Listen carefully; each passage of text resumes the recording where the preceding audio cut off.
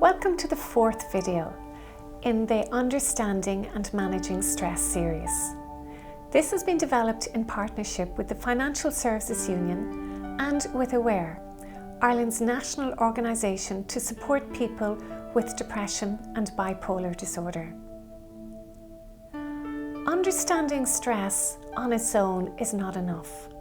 It's really important that we all take responsibility for managing our own stress and being maybe a little bit more tolerant in helping other people manage theirs.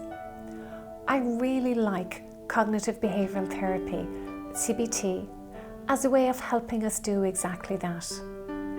My way of explaining the basic principles of CBT is to use a three-step process I've called the coping triangle.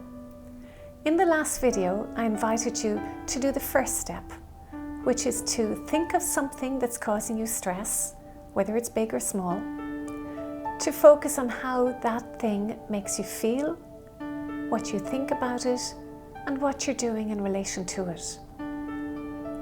Let's develop that a little bit further now.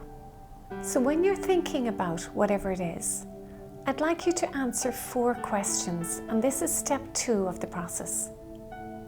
Question number 1, do your feelings make sense? So if you're feeling under pressure, overwhelmed, stressed, frustrated, annoyed, upset, do your feelings make sense? You might think they don't, but my guess is they do, depending on what's going on for you and depending on what you're actually thinking and what you're doing.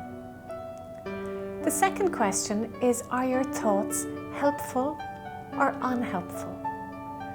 You might be used to thinking in terms of thoughts as positive or negative. I much prefer the words helpful and unhelpful.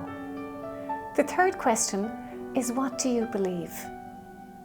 You might believe there's something wrong with you because you're experiencing stress. You might believe that no one else will understand. You might believe that you need this level of stress in your life to perform well. The key thing is, whatever you believe might not be true. Maybe other people are experiencing stress too. Maybe it's important that you experience stress. Maybe there is help and support there. If you're a member of the Financial Services Union, for instance, there is help and support available.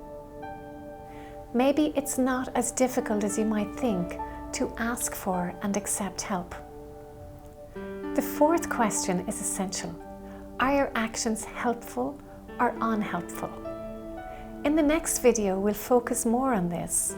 But right now, I'd just like you to really reflect on how much time you spend doing things that are actually unhelpful and see, can you turn that around to increase the level of helpful activities you do every day. So we are now at our 4th stress relief exercise. We know that no man or woman is an island. So while we can come up with the very best ways that we know to cope with stress, other people around us might have different or even better suggestions.